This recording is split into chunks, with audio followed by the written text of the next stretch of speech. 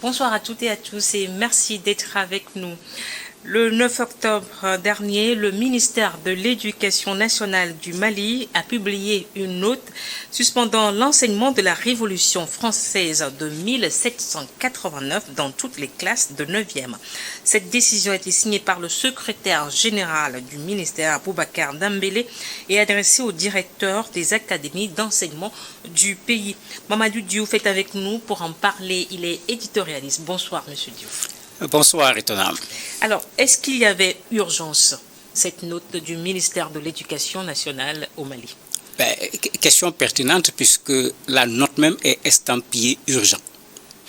En plus, la note dit que ceux qui ne respecteront pas cette note seront soumis à des sanctions.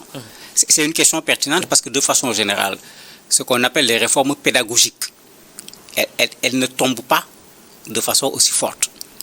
C'est un processus qui se fait, qui consiste à revoir pas un élément dans un programme, mais plutôt les programmes scolaires de façon générale, parce qu'il y a un besoin de cohérence dans ce qu'on enseigne aux enfants au niveau du scolaire de façon générale, du primaire à l'université, etc. Mais ici, ça semble plus répondre à ce contexte difficile de relation entre la France et le Mali qu'à seulement une réforme qui a un caractère pédagogique. Tout le monde le sait, les relations entre les deux pays ne sont pas bonnes du tout.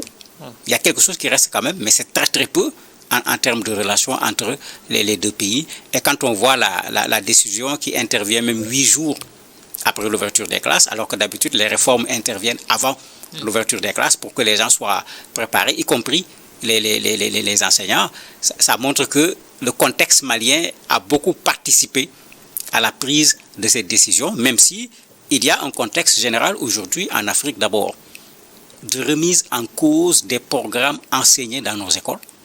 Au Mali, il y a également un projet de refondation de l'école malienne.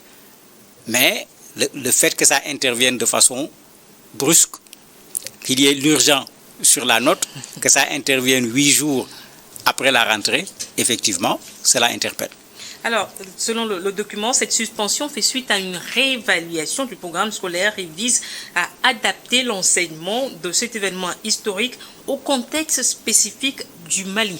Que comprendre par là, M. Diouf? Plusieurs choses, bien que quand on regarde le texte, les mots sont à caractère tellement général. Qu'est-ce qui gêne? Le Mali est dans une révolution. Parfois, c'est le mot que les gens utilisent. Quand on est dans une révolution, on doit pouvoir apprendre, tirer leçon des autres révolutions. Donc, normalement, enseigner la révolution devrait faire partie de ce qui va amener les Maliens à prendre en charge davantage de leur révolution. Qu'est-ce qui gêne ici? Est-ce que c'est le fait que ce soit une révolution française? Parce qu'on a appris à l'école la révolution française, on a appris la révolution russe, la révolution bolchevique comme on l'appelle, on a appris la révolution du Meiji au niveau du Japon, etc. Il y a plein de révolutions qu'on apprend au niveau des écoles. Est-ce qu'apprendre cette révolution nous transforme en russe, en japonais ou en français? Personnellement, je ne le pense pas. C'est à vous de le dire. Je l'ai appris, je l'ai enseigné parce que je suis professeur d'histoire et de géographie. J'ai enseigné pendant 15 ans au lycée. En fait, qu'est-ce qui dérange? C'est pourquoi je pose la question. Est-ce qu'il y a ce caractère de la Révolution française qui insiste sur la question de la citoyenneté, qui insiste sur la question du droit du citoyen, qui insiste sur la question des libertés? Est-ce que c'est ça qui gêne dans un Mali où, en termes de liberté, il faut reconnaître qu'il y a un recul au niveau des libertés? Est-ce que enseigner ces libertés, on considère que c'est contraire à ce qui se passe actuellement au Mali? Ou bien est-ce que le Mali nous propose une autre forme de vivre la liberté qui n'est pas celle-là que nous connaissons? On n'a pas encore cette proposition. La nouvelle constitution malienne, quand on la lit, elle dit le Mali est une république. La nouvelle constitution dit démocratique. La nouvelle constitution dit laïque. Mais tous ces mots nous viennent de la France, si on dit les choses comme elles sont. Parce que c'est en français que c'est écrit. Mais pas seulement parce que c'est en français que c'est écrit, parce qu'une bonne partie de nos constitutions sont des copies de la constitution de la France. Il n'y a pas la laïcité dans la constitution américaine. Il n'y en a pas dans la constitution britannique. Donc on n'est pas obligé de prendre un certain nombre de mots pour le mettre dans nos textes. Et globalement, la Guinée avait essayé en nous disant on va faire une constitution qui nous ressemble et qui nous rassemble. Avec le référendum. Mais ce qu'on a vu, c'est toujours une copie. Il y a un travail à faire, effectivement, pour produire quelque chose d'africain. Mais il faut qu'on ait l'honnêteté de dire que cette chose n'a pas encore été produite. Maintenant, c'est ça qui pose un peu question dans cette façon. Pourquoi réformer l'enseignement seulement de la Révolution française? Alors qu'on était dans un processus de refonte. Ce n'est pas peut-être juste un début pour que les autres choses viennent après? Mais quand on voit la façon dont ça s'est posé, pédagogiquement, il y a un problème. Pédagogiquement, il y a un problème. Puisque quand on pense déjà, même quand on lit le texte, quand on pense déjà à des récalcitrants qui vont être sanctionnés, oui, ça veut dire qu'il n'y a pas eu un processus d'appropriation de la réforme. S'il y avait eu un processus d'appropriation de la réforme, il n'y aurait pas de résistance. Parce que quand on fait une réforme d'un élément enseigné, on travaille là-dessus pour voir qu'est-ce qu'on prend, qu'est-ce qu'on ne prend pas. Parfois même, on peut décider de le déplacer. En trouvant qu'on ne l'enseigne plus à tel niveau, on va aller l'enseigner dans un autre niveau. Quand cette procédure est respectée, vous ne rencontrerez pratiquement pas d'opposition dans la mise en œuvre pour avoir besoin de sanctionner qui que ce soit. Maintenant, il y a une chose qui est vraie, il faut le dire et il faut l'appuyer. Nos programmes d'enseignement doivent être revus. Moi, j'ai appris ces éléments à l'école. Devenu enseignant, j'ai réenseigné les mêmes éléments que j'avais appris. Ce qui veut dire que pendant toute la période que j'apprenais, jusqu'à ce que je devienne enseignant et jusqu'à ce que j'enseigne, on n'a presque pas modifié les programmes. Et il est temps effectivement qu'on s'arrête, qu'on regarde nos programmes, qu'on les oriente davantage vers nos pays, vers nos réalités, vers nos valeurs, vers le continent africain, parce qu'on a fait bûcher beaucoup de choses à nos enfants. Je suppose que c'est ce que le Mali est en train de faire aujourd'hui, plus de cours sur la Révolution française au collège.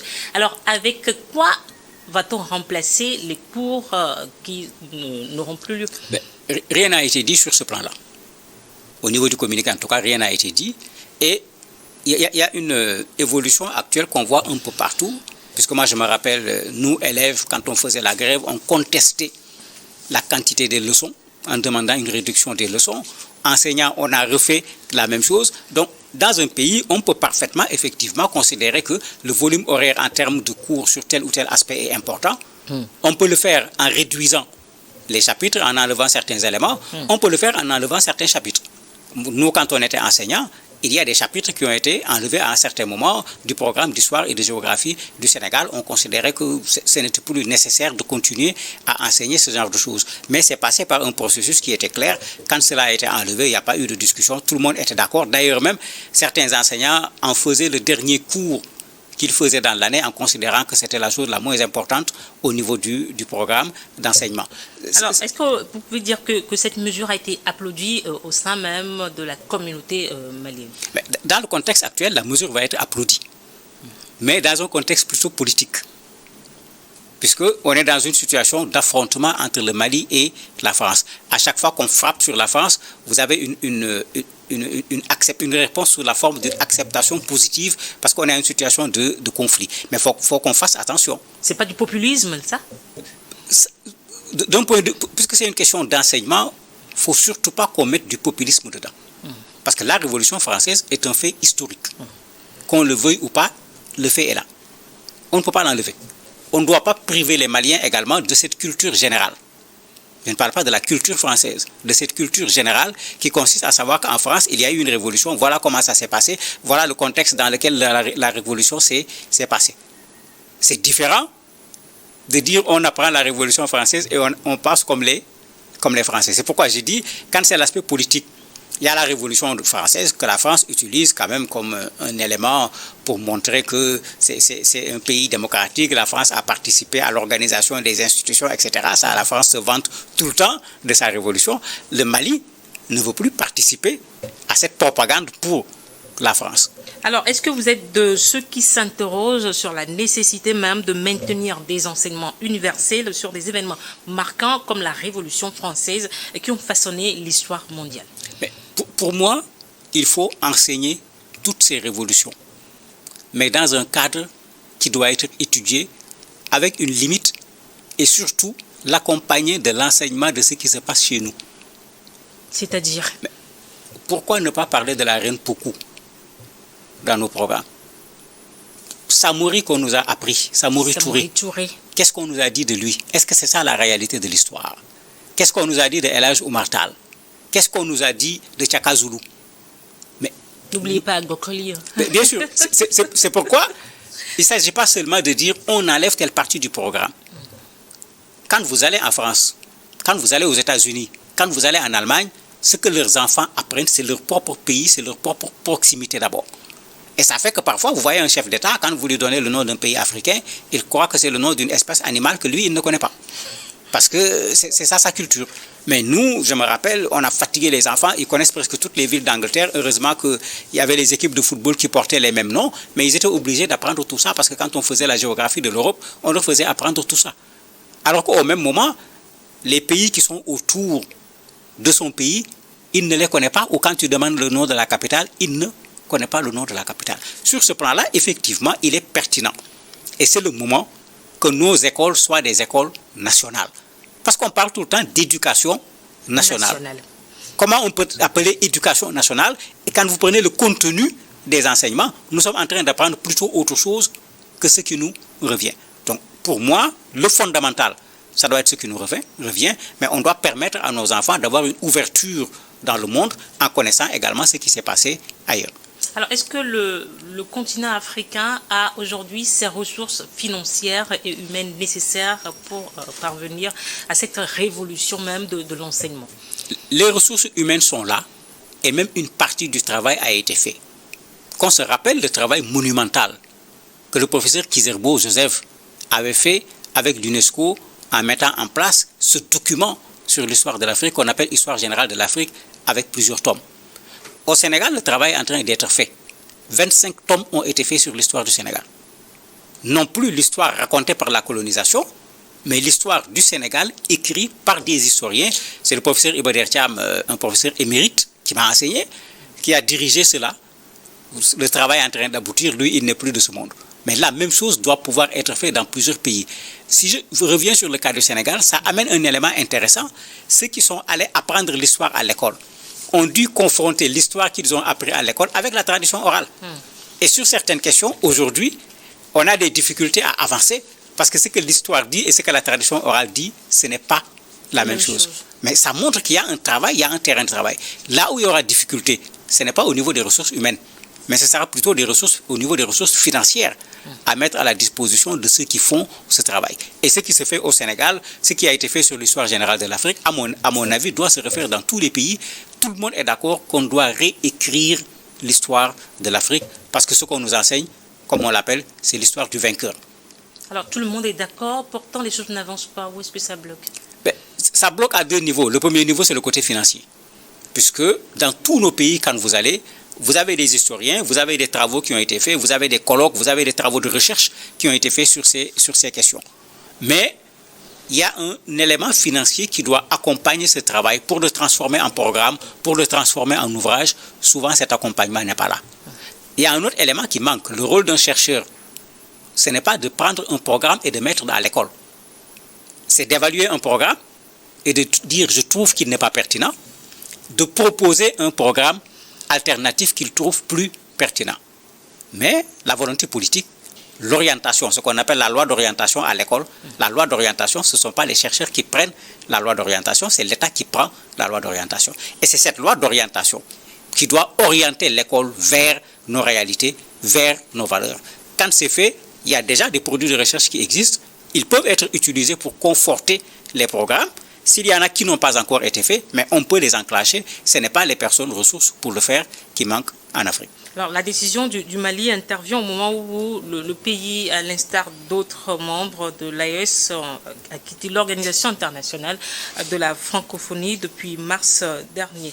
Est-ce que vous voyez le Mali mettre en œuvre tous ces programmes, toutes ces orientations nationales pour pouvoir arriver à aboutir à une éducation nationale propre à ce pays même? Oui, personnellement, je m'y attends puisque quand on écoute les Maliens parler, le nouveau Mali qu'ils veulent, ce Mali Koura dont ils parlent, c'est cela.